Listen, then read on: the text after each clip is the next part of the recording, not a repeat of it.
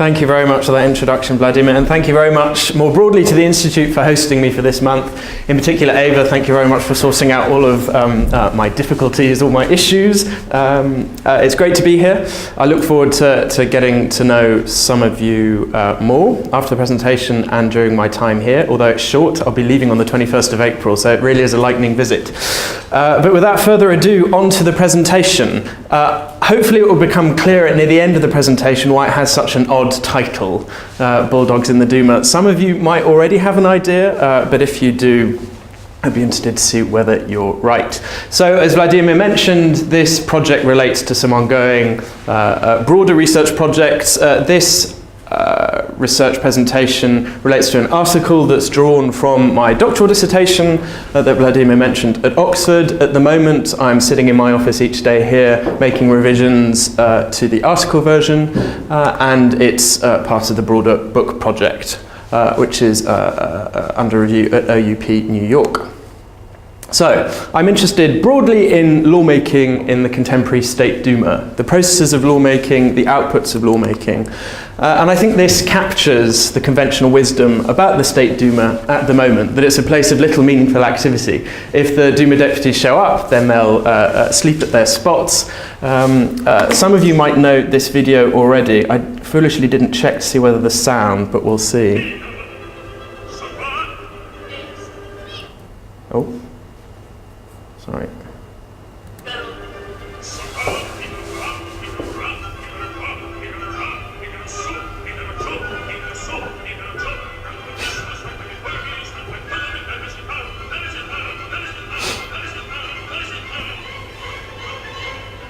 So, mass proxy voting. This doesn't conform to our impression of what a quote-unquote real legislature should be doing in a political system.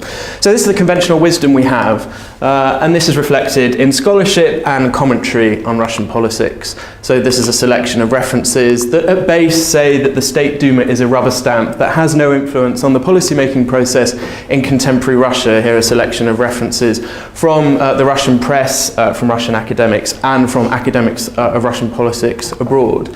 And this picture conforms to the general picture of what legislatures do or don't do in authoritarian regimes more broadly.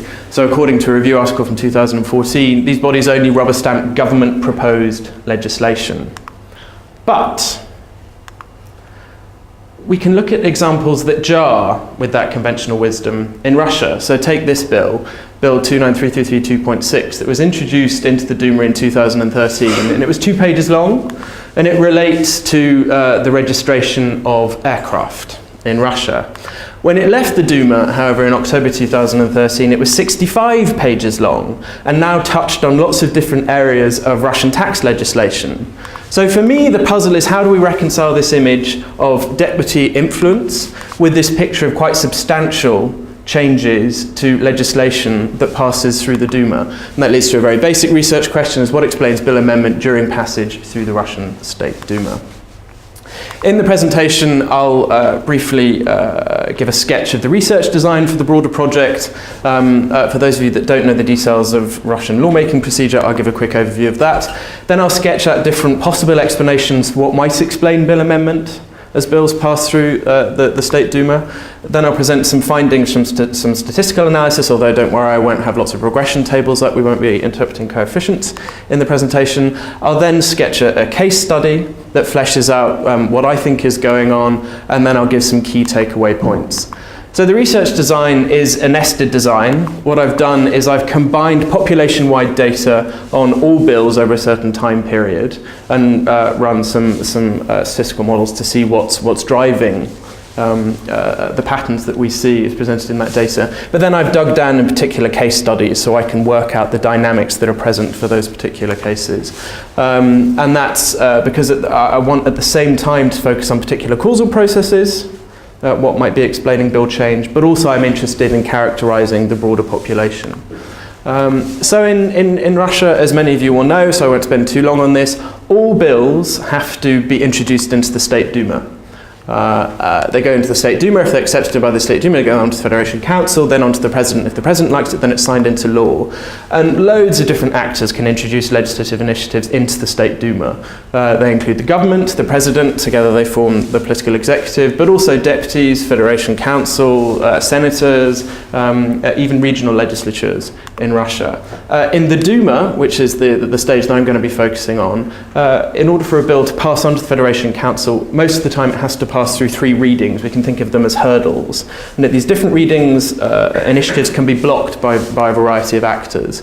This is a schematic taken from the new Duma website that gives more detail to this process, from bill introduction to publishing an initiative into law. And insofar as I'm focusing on bill amendments, the most consequential stage is the second reading. In the first reading, the concept of a bill is approved or rejected. If it goes on to the second reading, then that gives an opportunity for actors to propose amendments that can then be used to modify the content of a particular legislative initiative. So I mentioned this bill before, 293332-6. Well, of course, it could just be that I found an exception. We're going from 2 pages to 65 pages as a bill passes through the Duma. Well, of course, one way that we can work out whether that's the case is by collecting data on every single bill over a time period. I've collected the texts of bills and laws for every initiative that's been introduced formally by the government and by the President between 2003 and 2013. That leads to 1,150 bill law dyads. So I have 2 versions, you can think of it. The bill and the law. I've excluded some categories of initiative from analysis. Most often that relates to budget legislation, because I've analysed those separately, but also the ratification of international agreements, and sometimes the documents aren't available for analysis, so that I can compare the original text with the final law. The reason why I start at 2003 is because that's the first year in which draft legislation was made public on the Duma website. Laws are always available for the whole post-Soviet period, but only from 2003 is it publicly accessible data to look at the submitted draft text. And I've scraped this using a combination of computer programs. So why executive bills? Well, the basic rationale is that these are the subset of legislative initiatives that are most likely to be rubber stamped. We have a certain narrative whereby we think if Putin sends an initiative to the Duma, it will zoom through, there'll be no amendment, and it will immediately become law. At base, I'm interested in cases that go against that. And in separate research, I've looked at examples when bills fail to become law, those bills that are introduced by the government and by Putin. But that's a story for another day, even though the general story is related to the story I'm going to be telling you today. These are 2 graphs. I realise this is quite a small screen, so it might be tricky for you at the back to see. All it's showing is that on this left graph, we have the proportion of initiatives that are submitted in a particular legislative session by different actors. The top line here relates to State Duma deputies. Then we have regional legislatures. Then we have the government. So deputies are by far the most active when it comes to introducing initiatives, but when it comes to success rates, we can see in the image on the right, the presidential and government-sponsored initiatives are by far the most successful. If we look at, in the 5th convocation of the Duma, only about 30% of deputy-sponsored initiatives became law, but all presidential initiatives became law during that period.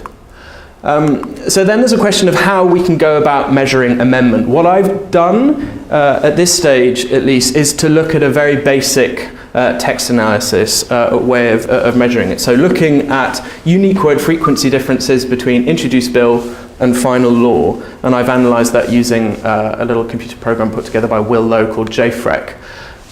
The most obvious alternative to that would be to look at individual amendments that are tabled, that are moved by a particular actor during State Duma passage. The problem with that is that it's prohibitively expensive, it's prohibitively costly for me to scrape all of that information, to make sense of it, to reorganise it for the population of cases. I think as a first step, what I've selected is a bit of a balancing act, it's a compromise. I want to be able to get at some sense of whether and the extent to which initiatives change, and then in the case studies, I can take the alternative one as another way of tapping into the extent to which bills change.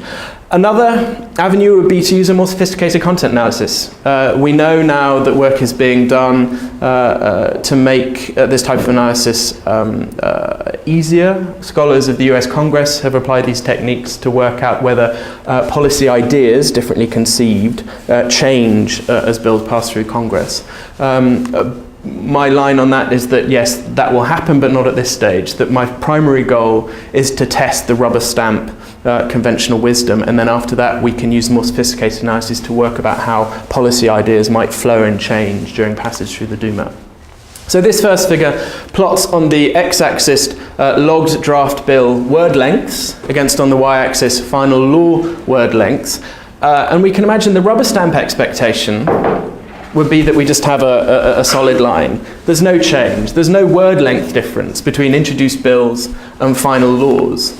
But as we can see, many cases fall off that line. And in fact, the majority of cases, we see that initiatives grow in word length. Now, of course, this is still a very basic measure of text change. It's just word length differences.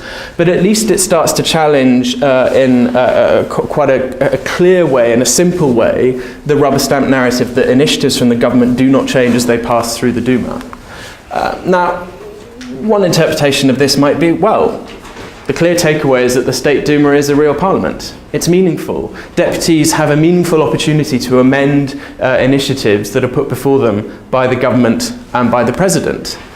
Another interpretation that's drawn from the recent scholarship on authoritarian politics is that yes, legislators are influential, but that's because there's a trade-off between regime fealty and the ability to influence policy, even if only by a little. And that's associated with the co-optation theory that's most clearly linked with people like Jen Gandhi.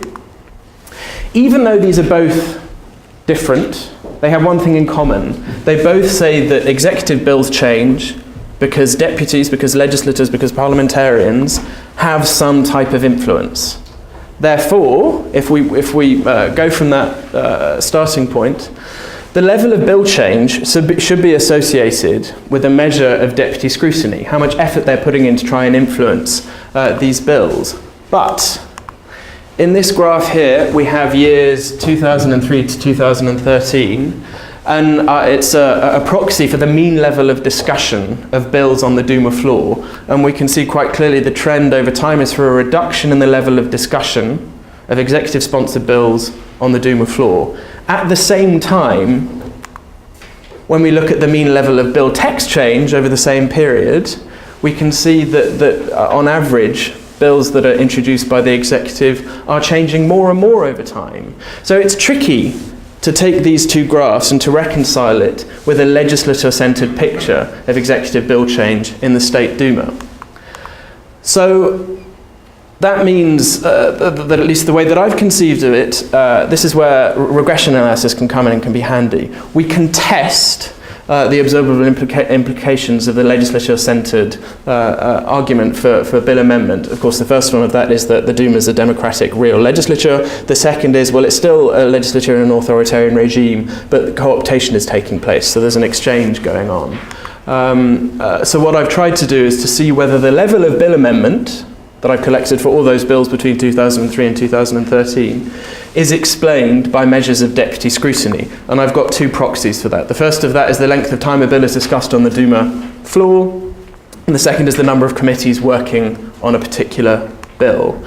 As I said, I'm not going to present regression tables. Those of you that are interested, I've already circulated the paper, so please do have a look through that and we can discuss the details of that after this talk. But these are the summary of what I find. This is a summary of what I find. That the level of bill change in one period between 2003 and 2007, it seems to be that, in fact, the measures of deputy scrutiny are important for explaining the level of bill change. So that seems to be something that is consistent with the idea that deputies are influential actors in the policymaking process in the State Duma. However, in the later period, between 2007 and 2013, those measures of the level of deputy scrutiny no longer can explain the level of bill change as these initiatives pass through the Duma. Here, significance relates to the mere fact of text change. Of course, I imagine some of you are already thinking, well, all you're doing is looking at unique word frequency differences. We can think of examples when the change of one word can have a huge impact on the meaning of an initiative, whereas conversely, we could have hundreds of thousands of words changing, but actually substantively little changes.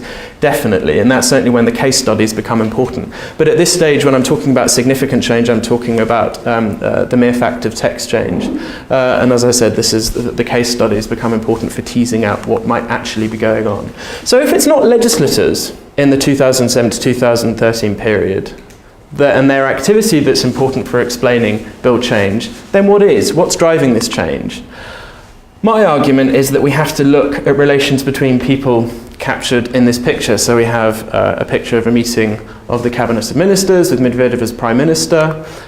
We already know that policy discussions in the pre-legislative stage and the cabinet level discussions can rage on for years. We can look at the work of people like Stephen Fortescue, looking at the law on subsurface resources, and these battles can rage on for years and years and years and be incredibly bitter. But I think it's been assumed that these battles are finalised before these initiatives are sent to the Duma. The only reason why they're sent into the Duma is because they have been able to sort out these differences, that the various ministries, the various executive actors have been able to come to some type of resolution, or there has been intervention from the very top to say that one side will prevail in this particular instance. And we can understand why that would be the case. We know that executives of all stripes, both in democracies and non-democracies, are very wary of airing their dirty laundry. What I want to stress in this project is that there are very real reasons, though, why that might not be the case. Why intra-executive policy disputes aren't resolved before an initiative is sent to the Duma. And that reflects the difficulties in reaching resolute decisions in the sign-off process, the согласование process. We know that in Russia, a particular initiative is drafted within, say, a certain ministry, but then in order for that ministry initiative to become a government initiative and to get the imprimatur of the collegiate executive, that they need other ministries to sign off. And that process requires different ministries to look at an initiative and to put together a table of disagreements. They say, well, we like this bit, but we don't like this bit. In order for this to be accepted, in order for us to sign off on this, we need this to be changed, this to be changed, and that to be changed. Well, as you can imagine, if we had all the time in the world and everybody could be involved in this discussion, this type of process becomes very messy and very, very long. But there are constraints of time, resources and policy expertise involved in this. It might be that a certain initiative is tabled for cabinet discussion, but that Putin has said that he wants this particular initiative to become a law within the next couple of months. So there are very real constraints on executive actors to finalise this conflict resolution process in the pre-legislative stage of policy making. This means that some executive actors can't use cabinet entirely as a way to block or amend initiatives that they find hostile from other executive actors. This is just one schematic of the complexity of the Russian executive. We have, of course, one branch of the president, then the prime minister, and then beneath them the ministries, and then the different federal agencies under ministries, and then different federal agencies and organizations that aren't part of ministries. So if we can imagine that a certain initiative needs to be signed off by even half of these actors, it's going to be tricky. There are going to be different competing interests that aren't necessarily representing the department-specific interests. We know that ministries in contemporary Russia also act as vehicles through which societal differences and different policy preferences can be expressed. So what I argue at base is that the Duma stage of policy making can be used for the resolution of these intra-executive policy differences, and that the resolution of these policy differences, the detail of that, can be inserted as second reading amendments introduced by deputies. So here we have two high-profile United Russia deputies talking to an executive representative in the Duma plenary hall itself. So even though executive actors are the consequential ones, it's the legislative stage of the policy-making process that is used for them to make changes to these initiatives. So I showed this schematic before of the three stages that initiatives have to pass through in order to become law. We already know that before that there's this very, very long process of inter-executive sign-off. My argument is that contrary to conventional wisdom, which says that if there's conflict then we can't cross this red line, I show through case studies that actually it's rare that policy initiatives are completely finalised at point of State Duma introduction. So we have a spillover of this inter-executive decision-making from the pre-legislative stage into the legislative stage. Then I add a bit more nuance in the book and the article by pointing out 4 different basic pathways whereby we can get from policy dispute to bill amendment in the State Duma. And in this talk I'm going to focus on discovery. So when we can see intra-elite policy conflict, but yet actors think that a policy debate has been concluded in the pre-legislative stage of policy making. So this is Bill 357559-6. It's drafted by the Investigative Committee, and it proposed a change to those actors that had the right to launch criminal cases for tax crimes. In 2011, Medvedev had introduced a liberalisation in this area. Effectively, it meant that the Federal Tax Service had to sign off on the Investigative Committee or other actors from launching criminal cases. So we can see that that was a way that it was Medvedev trying to stop the Siloviki from hounding economic actors. But this bill from 2013 was reversing that Medvedev-era liberalisation. So it's passed the broader set of changes that Gleb Pavlovsky has called demedvedevization. These U-turns, these policy U-turns that we see in Putin's first year in the return to the presidency. So this bill was introduced into the Duma in October 2013. It's signed into law a year later, but the text changed by about 500%. Again, here I'm talking about the mere fact of text change. This isn't a measure somehow of significance as such. So what explains this level of amendment? What's important to notice is that when the initiative got into the Duma, the government was incredibly surprised. Ministers didn't know what was going on, and the reason why they didn't know what was going on was because they thought that they had rejected this initiative during the cabinet-level Saglasovania process months before. But all the investigative committee did was said, okay, we failed with you, we're going to take our initiative and go to the president. So they venue switched. They did a bit of venue shopping. They went to the president. They thought that he would be more likely to introduce this initiative into the Duma, which he did. And then the government didn't really hold back in their open resistance to this particular initiative. They said that they were thinking about how to torpedo the presidential bill, which you can imagine is quite dangerous talk. Even Medvedev spoke out against the bill in November 2013, and Putin wasn't pleased about this. What he thought was Medvedev standing up to his authority, and it's a wonderful quote where he's talking essentially about Medvedev possibly going the way of Kudrin, so being fired if he continues to be open, if he continues to air the executive's dirty laundry. But in spite of Putin's anger, he allowed the Investigative Committee and the Federal Tax Service to try and resolve their particular differences on this initiative.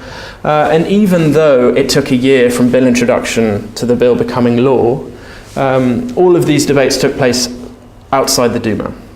So it's taking up Duma time if we look at a chronology of bill introduction and a bill becoming law, but the consequential discussions aren't happening in the Duma.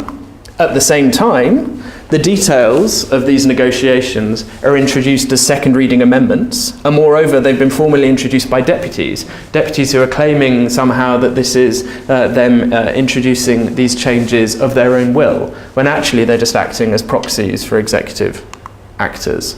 And it was supported by even nominally opposition parties in the Duma.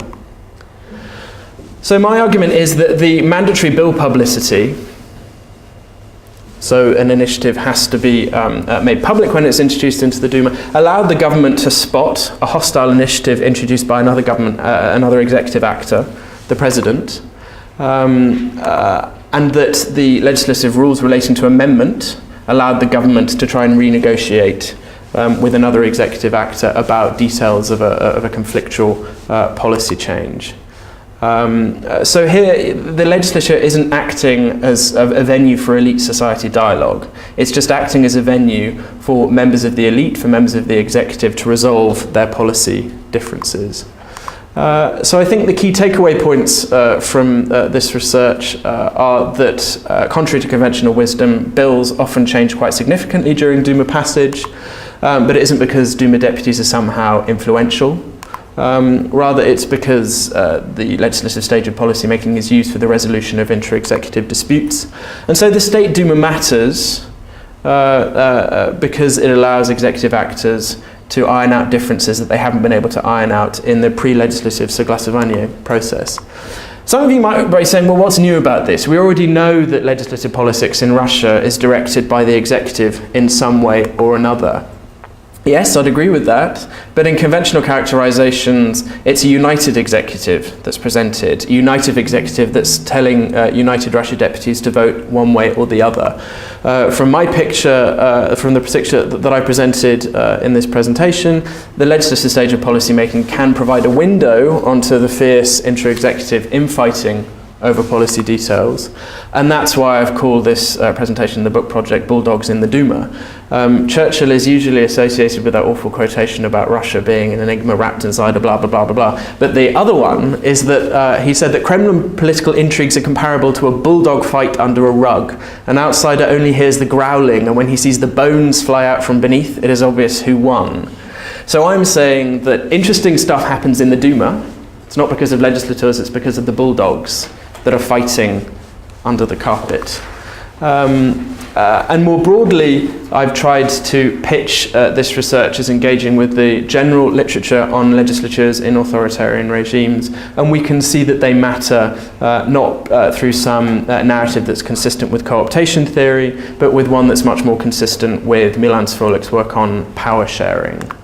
Those of you that are interested in this research, yes, Vladimir mentioned that I've got the article and then the larger book project, but I've already published an article with Katja Schulman in this Dan Treisman edited volume that's just come out. We didn't pick the title, we didn't pick the front cover. The whole point of the book is saying that we shouldn't be looking at Putin to understand many dimensions of Russian politics, but as you can imagine, the publishing house said if you want it to sell, then you have to put Putin on the front cover and you have to call it autocracy. That will be a story that will be familiar to many of you. At least it's not in red, and at least it doesn't have faux Cyrillic. That was certainly one of the upsides of the process. But I think I have finished. So thank you very much for listening. I look forward to your questions.